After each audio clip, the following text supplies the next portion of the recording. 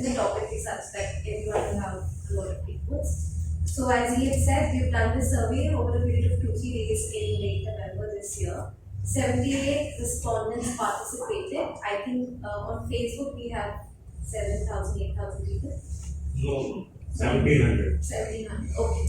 So ideally, of course, we wanted at least 100, but I think this is at least a start. So we will say that this is preliminary survey findings.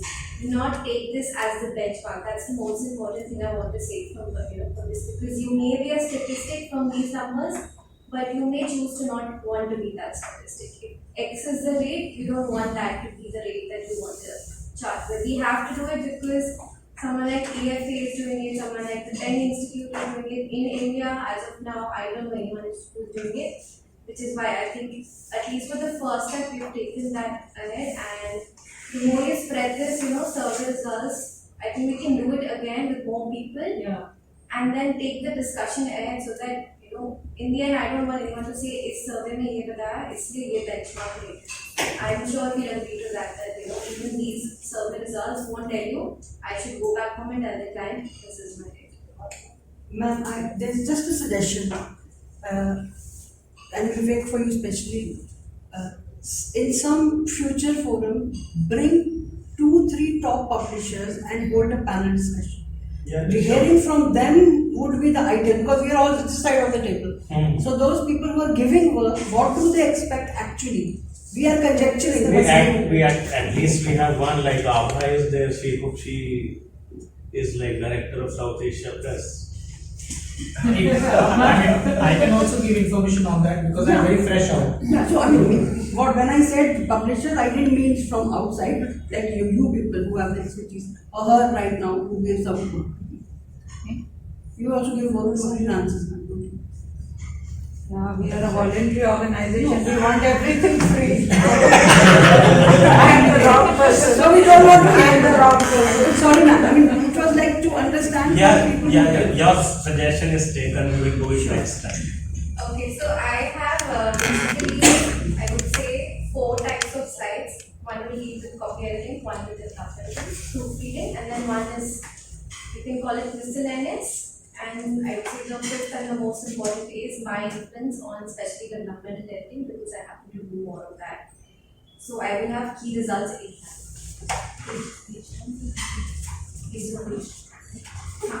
So just to address what are we trying to find from this survey, very basic question but still important. If there is one particular market rate for X or Y service, if there's like a benchmark per se, how are we charging per hour, page, per project, etc. How do you charge for one particular service as opposed to another? And how do you set that rate? Do I ask her as a peer editor, or my former publisher, former client, or my experience, manuscript complexity, all those factors which are variables. And what do we really value? We value our time, the client's time. What is that they need, what is that we can provide, all those factors. I think the most important would be really right now, because it's at a very early stage, is because we don't have enough data to give that reliable data, and obviously not call it that it's not final per se, but we start and fill up that gap that we have.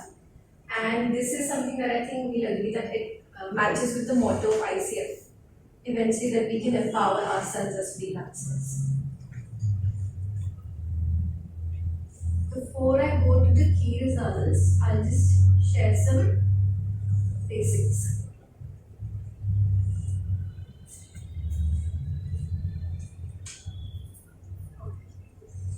So we found that of the 78 respondents that we had, most of them had finding their work from word of mouth or reference, followed by, as I've shown, repeat clients, then publishers, and then ICF.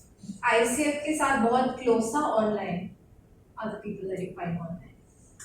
And most of the respondents in this survey, they do not accept rush jobs, but however, this is quite ironic, 31% do take rush jobs and they don't take any extra pay for it, which I think was quite surprising. We should. I recently did that and I haven't discussed it with the client, but I think he's willing pay that much. So 50%, which is the majority of the respondents from the survey, do not give any discounts, which I think is quite debatable.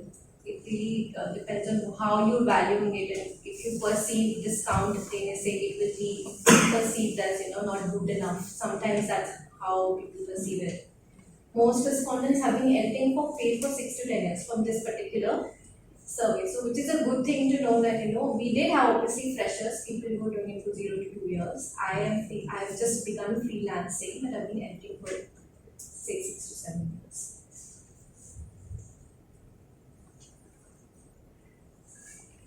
So one of the most important things that came up was that we had 3 type of questions which were asking, how do you charge, how do you invoice? Was it per word, per page, or per hour? I think I realized a bit later that we should have asked them, are you charging per project? Because majority of people in all 3 services, copy, developmental and proofreading, they said that they do not bill per hour. And this is like a huge number, 90%, 70%. The primary clients are publishing houses for these set of respondents, followed by beginning or intermediate authors, then those who want to submit to traditional houses, and then would self-publish. From these set of respondents, majority of the people, they are offering copy editing or line editing, followed by the rest 3. Developmental editing was the least in this set. So the maximum here, the genre or material that the respondents are editing is non-fiction, then followed by educational material.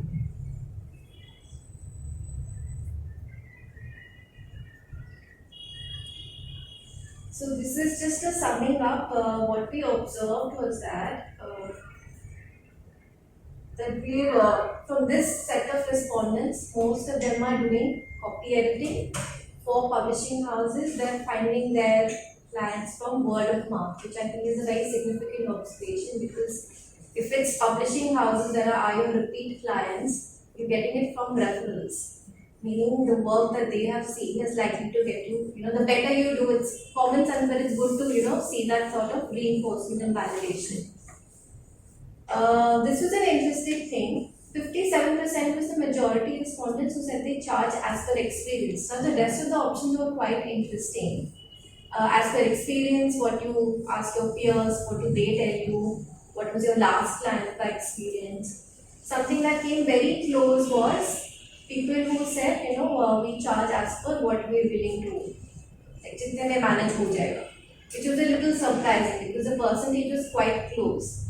So I think either situation, more than like 80%, 90% people should be saying, I'm willing to charge as per my experience, because in your experience, you're going to put all the other factors, which are variable at the end of the day, but it will suit you at the end of the day. Maybe there is one particular market rate that you have, but you're also going to factor in this much time I have, this much is my need, I need to take a travel break, etc. etc. So I'll go to the bit on copy editing. Copy editing, developmental editing, and proofreading I'll go on. But I want to focus on developmental editing, and there was some sort of discrepancy I saw. So a lot of people, 16% respondents, which was the majority, said that they charge ₹1 per word for copy editing. Same number of people said that they were charging ₹1 for substantive or developmental editing, which I found a little bit interesting. And Vivek had also written, when I was sharing the draft with him, he had written, but they should not be doing this exclamation mark in red. So I thought this is very important to figure out why is it that people would charge the same for a service which is different. One is more intense. So why would we do that? So I think the reasons are not clear, but let's try and discuss if you guys have any answers on this. If you've done it yourself, if you agree that this is something that's quite disagreeable. Another thing that I noticed that was people are charging ₹40 or more per page for developmental editing, and the same number of people were charging 100 or more for developmental editing.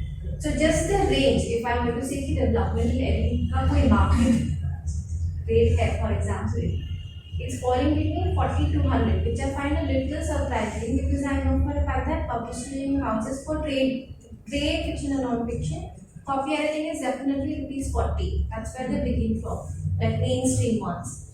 So if rupees 40 per page is what they're charging for copy editing, if that is the majority case, then why should developmental editing be given for rupees 40?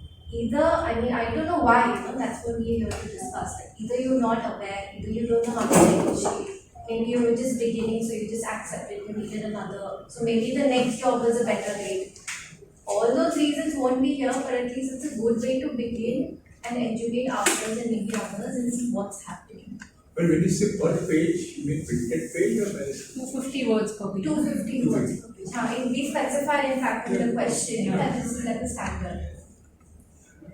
One more thing was, we were asking if you were asked, charging per page, per word or per hour. So as I said in the beginning, most are not charging per hour, which I find understandable. Because if you were to start charging per hour, it's likely to be unaffordable for a lot of clients. So 29% charge 40 rupees or more per page for copy edit. But they also said like a close percentage said that they do not charge per page. So this is where I was wondering, maybe they're charging per project and they're getting maybe bulk projects, which is why this is happening. What about the rest? How much are the rest charging? So we have all the numbers. So what we did was each question had like around 10 answers. So if you want to see, the breakup, you'll be able to see Okay, it. so this is the biggest chunk, 29.5% the charging rupees 40 Yes, also. so I try to focus only on the majority so that keep larger janta capital. So the next few slides will be on copy and development and proofreading. So this is the majority, 92% do not charge per hour, same for per word, and so most respondents charge between 1 or more per word to copy editor, which I think is still a little less. Is it? No, I think it's a lot. It's a lot. It's a lot. Copy edit? So if you're getting 250 rupees per page, Yeah. it's a lot of It's a lot of Who's money. paying? I want to know. So that's what. So even if there is a certain chunk in this survey, 78 logo missing, the majority is saying they have charged this much. is one. So I Did did I understand what they were writing? So it's possible that they misinterpreted the question, or if they have not misinterpreted the question, we need to meet them. Yes.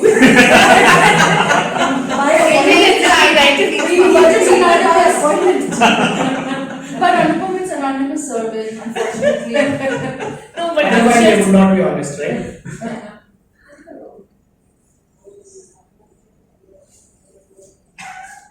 This was such a 200 page book, 50,000. Yeah, fidelity. Huh?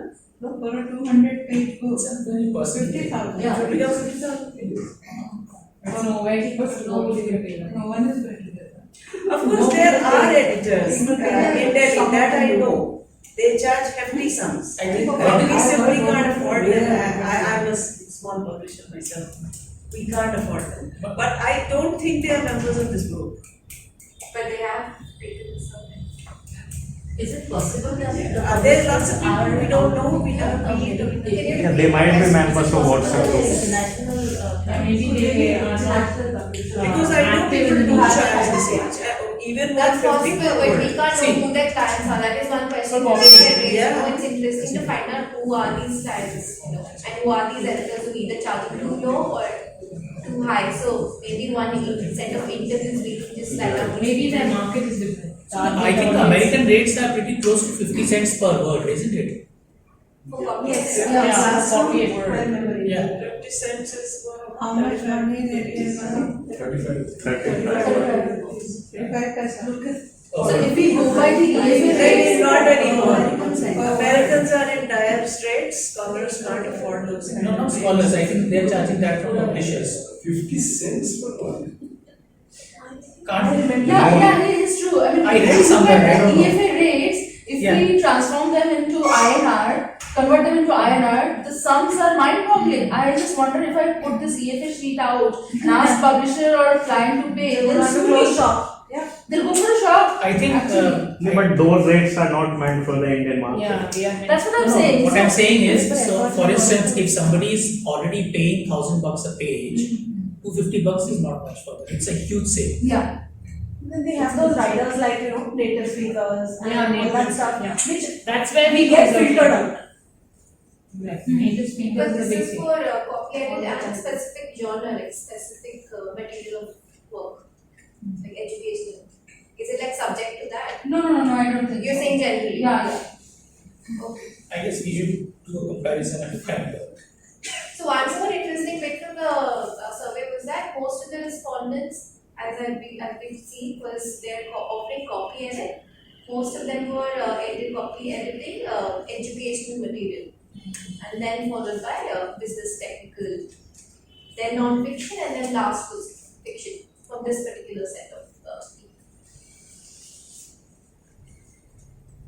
The developmental editing, as I pointed out, the upper limit, lower limit, something was quite surprising, 40 per page and then 100 as well. Knowing that rupees 40 per page for trade fiction, non-fiction is, what's the standard thing. So ideally it should be developmental editing as a rule should be twice. Easily. That's what I've read and that's what I've been trying to do as well.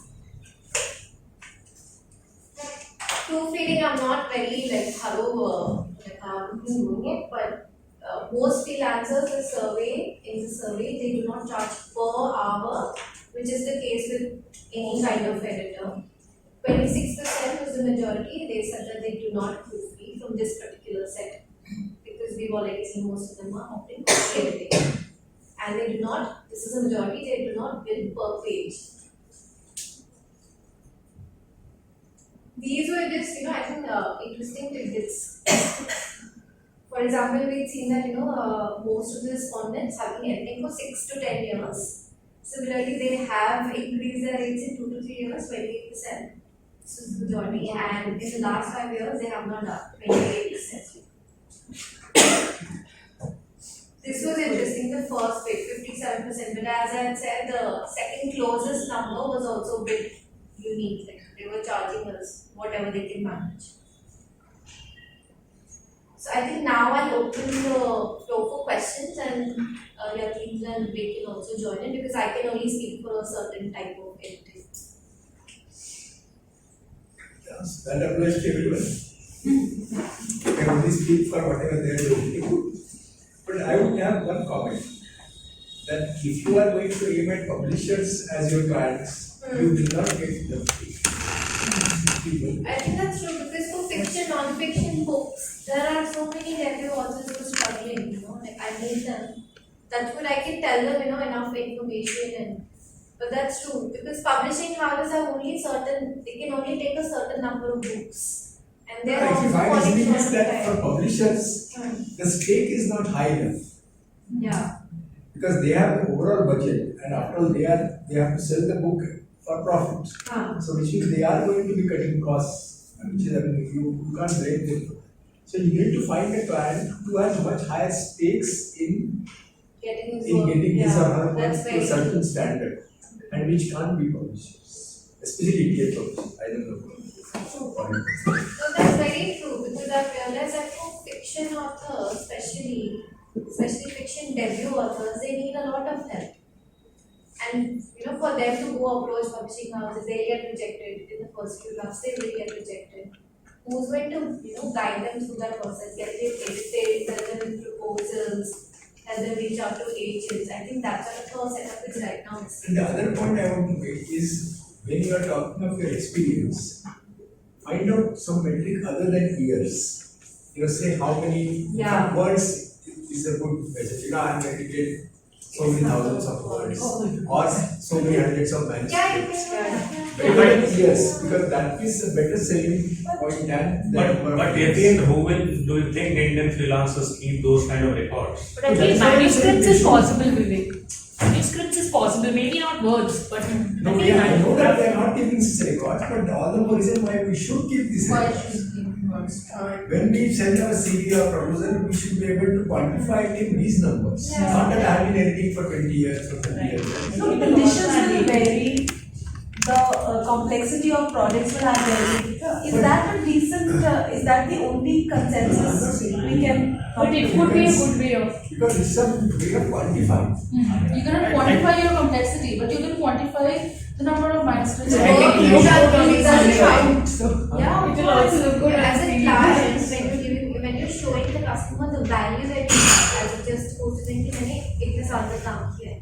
If you show that this is the value I bring to you, that makes a huge difference. And one of the ways to do it, as he's saying, give them a number, maybe X number of words edited, X number of publications worked with. That's why we have testimonials also, no? But this question is linked to the session we had in the morning, and she asked, how many of you here have a website? How many of you? How do you suppose the clients to find you or discover you? Yeah, true. So you should have a nice website and put up the testimonials from people for whom you have done the work. So even though you might not have the numbers which Yatin said, how many manuscripts you have edited, but if you have 20 testimonials from top Yeah. people, I would say that would serve the purpose. It does, But that is also very good. See, the other thing is it will depend on what kind of editing and what domain. Now, for instance, now say I edit research papers. So if I say that out of whatever number of papers I have edited, X%, which should be a good number, have been accepted by the journal. Yeah. For authors, that's a very Yes. selling point, Yeah. because that is their concern, Correct. that their paper should be accepted by the journal. Not that it's going to be accepted because of my editing, certainly not. But then There is a there is statistic to show connection that there. out of papers I published, say 80% or 90% have One can go even a step further. He can like take photographs of the cover of those journals and Yeah, put them as a okay. portfolio on the website. Yeah. These are the So journals. that will vary And with people the are domain, with the kind of editing that. I think very recently Catherine did that, Yeah. right? Yeah, that's very, people are doing it on their website, like portfolio. From the survey, any thoughts, any questions that are emerging? And what about people like Anupam and me, we are just foraying into this. Now, I have been editing informally, so I know somebody said, cut out, I have all those. But still, we are not, like professionals or know the trend and how do we pitch. I can show some work that we have, but I am not. Testimonials is a good way to testimonials. Is your question related to marketing yourself or the rates? No, rates, I'm pitching, rates and pitching. So I think you have the answer. Marketing, in I know. In your question only you have the answer. The first thing you said that I've been editing. Informally what? You've been editing. You have that skill. That is what you have to show to the client. Whether you've been doing for a friend doesn't matter. You still did the same quality work. Friends have you wouldn't have done just like a shoddy work, right? Sure. Your answer is in the question. Yeah, was a publishing house person at that time. Yeah. So beginning, obviously they might say, what else have you done like professionally? But this is how you start, right? When you're pitching it to me, so I would ask, what have you edited? What kind of genre was it? What kind of complexity it had and what solution you gave to the author? So Yeah, this instead in of terms of volume, you need to say the quality in the little work that you do. So This is I'm what you saying- have to show. I'm saying, can I just ask what was the last thing you read? Well, I wrote blurbs Ah. and edited novels, books, translated stories. That's a huge, you have a diversity. That's your strength. Yeah. And when you say you've done blurbs are the most powerful way to sell a book. Most authors, even if they write books, they won't be able to write a book blurb, which is why it's called marketing copy. So you have to identify your strengths. Like it's the most cliche advice, you find it everywhere on the internet, but it is very well used. Like what you're saying, a lot of people have the same questions. For me, until a few weeks ago, I wasn't sure what is my strength. But for me, what happened is I write down the problem.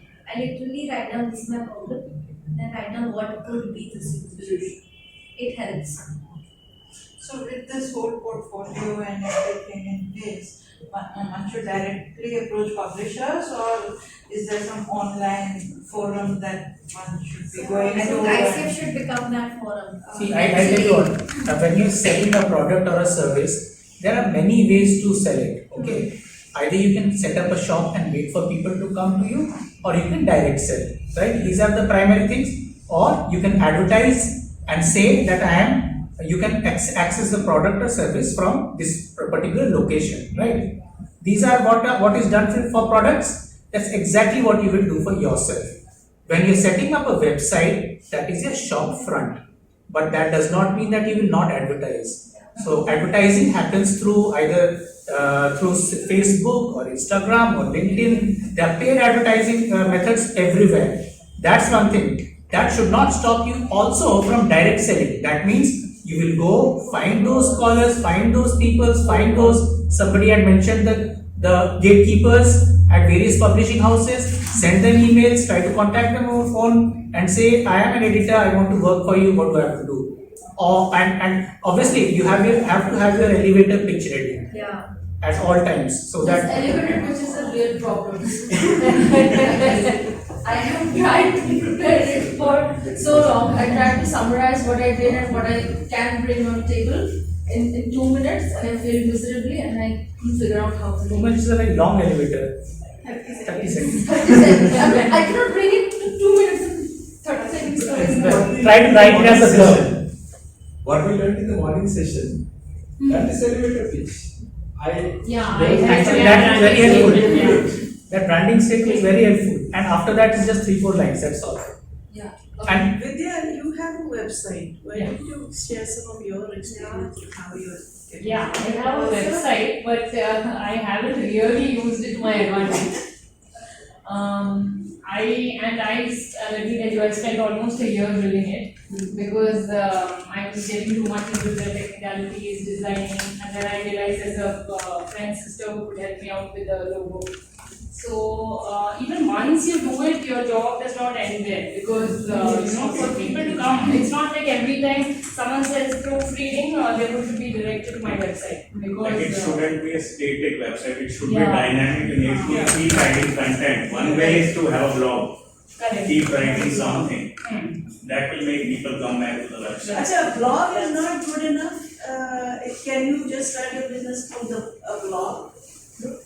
You can do that also, but blog is, website. see, the difference between a blog and a website, a blog is like a multi-brand store. A website is a single brand store. A website is a single brand store. It's only Vidya's store, that's it. If you have a blog on Blogspot, No, and many people, You can have a blog on your website. you can have a blog on your website also. But what I'm saying is if you have a generic blog on Blogspot or WordPress, the level of branding is less. But if you brand it with a URL, Mhm. say vidya.com or something, then people, it gives a better feel. And you have your exclusive design also. Yeah, Look and at it. also when you're blogging on Blogspot or something, it's also diluted because their ads will come up and Yes. things like that. So There are- yeah, people when they come to your website, so it's like your thing, your designs. You can do affiliate But then if marketing. ads come up, that's good news. It means For you're their getting non-traffic. traffic. No, but traffic, it means people are looking at No, not like that. Not for you, for It can be a distraction also for Yeah. some people, like they don't want ads. They There's just- another point. It's about samples. Payment gateways. See, if you have to show how good an editor you are, how are you doing? So in the morning we saw one is credentials, one is your experience. Even if you quantify it, okay, that's experience.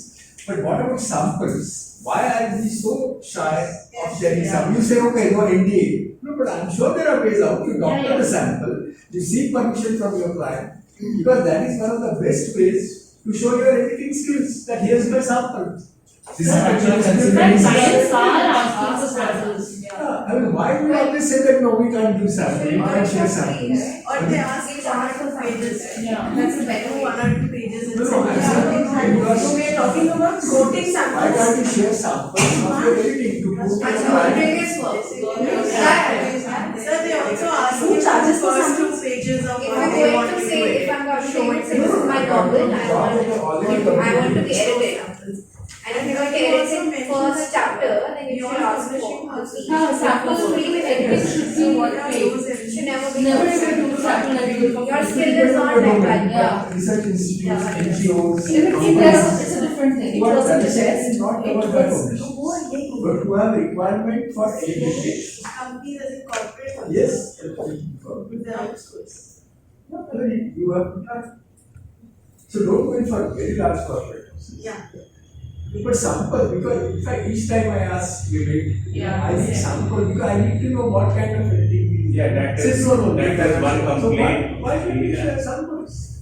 But the suggestion I gave was like he can provide a sample and everyone can do. No, that is different. But what I'm saying is, Yeah, but then why on you simply say that the no, we have India, we cannot. No, I'm sure you, there are ways to do that. There must be. Seek the permission of your, after all, you are not sharing a large bit of text. yeah. Maybe about 400, 500 words is more than enough. Or you can mask company's name and Yeah, only sure, show the that. other I samples. also put this I mean, thing there are bottom many up. ways. Rather than simply saying that no, we can't show something. Because that is, in fact, one of the best ways to prove to your customers what kind of quality you are. I'd seen a website of a freelancer, Broad would put like a There are document samples. that you could upload, like download, Yeah. and it had like samples. In the first page. Even I had done that actually to show the different methods that I use. Yeah. Like track changes, one image, PDF files, another image, so annotation, how does it look like? So just to give Because the client should know clients what you are an going to do. idea.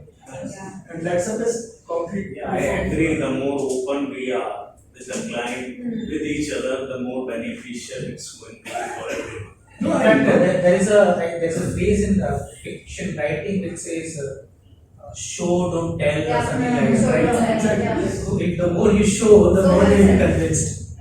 I think the one way is use some different methods. One could also show what was the document you got, what Yeah, you how paid you for provide it, answer. especially when it's a story and you enhanced it or a poetry you rewrote. Yeah. Yeah. So more and more people, I say, are putting it on their websites only, and then it becomes copyrighted.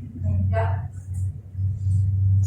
There is a course on LinkedIn, it's called Deep Editing, in which the instructor actually provides those samples before and after thing. So when you read the after version, then you will know like what's the value is added. Exactly, that is what you should be able to do. So we will have to now break for our tea break because Yatindra will have to leave at 4:30. We will have one more session after that by Mr. Ravi Kumar, like he will be discussing contracts, which again is a very important element which a lot of editors are not aware about or are not using it to the extent they should. And we will like, So we get the samples, sometimes they're like 10-15 pages long and they are like unpaid. don't do more than